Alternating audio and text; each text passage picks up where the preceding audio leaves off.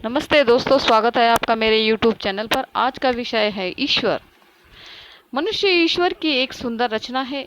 इस सुंदर रचना को इसे सुंदर रचना नहीं कहेंगे, इसे ईश्वर की बनाई हुई सबसे खूबसूरत कलाकृति कहेंगे। ईश्वर ने अपनी सुंदर कलाकृति के लिए क्या क्या नहीं किया। पेड़ पौधे, फल फूल, जानवर, अनाज, खेत इत्यादि क्या क्या नहीं बनाए। उसके मन को खूबसूरत करने के लिए खूबसूरत वादियाँ, पहाड़, खेत, झरने, घाटी, हरे भरे मैदान, फल फूल इत्यादि बनाए। लेकिन आज का मनुष्य सब कुछ भूलकर प्रकृति की गोद छोड़कर कहाँ भागा जा रहा है।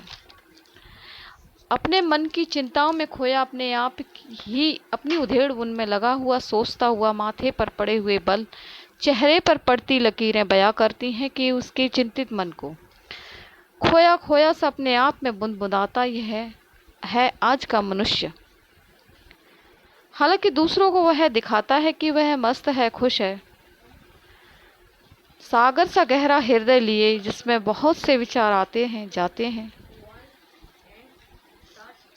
इन विचारों में कभी खुद को सही, कभी गलत, खुद को गलत ठहराता है। कभी नसीब को, कभी इंसान को, कभी भगवान को दोष देता है। जमीनी हकीकत तो यह है, हर इंसान को भगवान ने अपूर्ण बनाया है। हर इंसान के जीवन में कभी न कभी किसी न किसी चीज़ की कमी अवश्य कर दी है। अगर भगवान ने इंसान को पूरा बनाया होता तो शायद वह ईश्वर तुल्य बन जाता। इसीलिए मनुष्य को गलतियों का पुतला कहा गया है। जो मनुष्य गलतियां करते हैं वह उन्हें सुधारता है।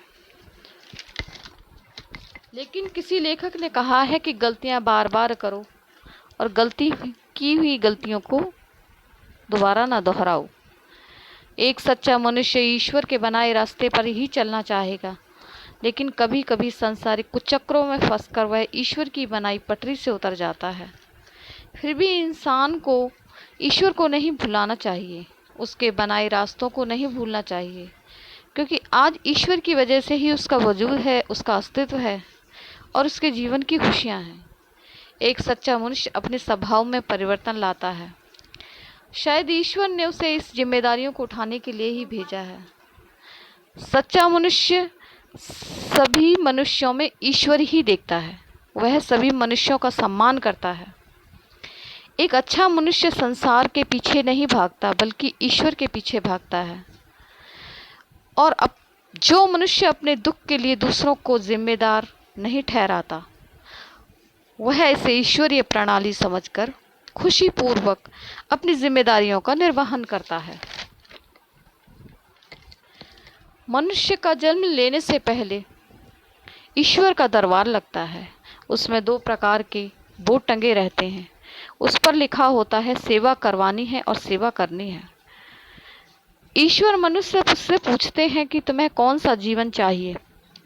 जिसे सेवा करवानी है उसे अच्छा स्वास्थ्य प्राप्त नहीं हो पाता, और जिसे सेवा करनी है उसे ईश्वर तन मन धन तीनों से नवाजते हैं। सेवा करनी है, धन की आवश्यकता होगी और धन के साथ मन की भी आवश्यकता होती है।